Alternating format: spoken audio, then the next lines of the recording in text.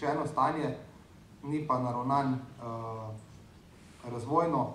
ciljno, da bi vedeli vsi, kam si jasno želimo čez 10-20 let s slovenskim kmetijskim sektorjem. Poleg tega, bom rekel, zaradi tega je sindikat že v januarju na sestanku pri ministru še izpostavil, da želimo čim hitrejši dialog, da se začne čim hitreje popravljati ta program razvoja podeželja, da se vzpostavi stik z nevladnimi organizacijami, ki je bil prekinjen in zdaj rešujemo posledice te prekinitve, in pa da morajo biti spremembe razvojno in okoljsko naravnane za slovenske razmere ter usmerjene v ohranjanje podeželja in pa dvig konkurenčnosti slovenskega kmetijstva.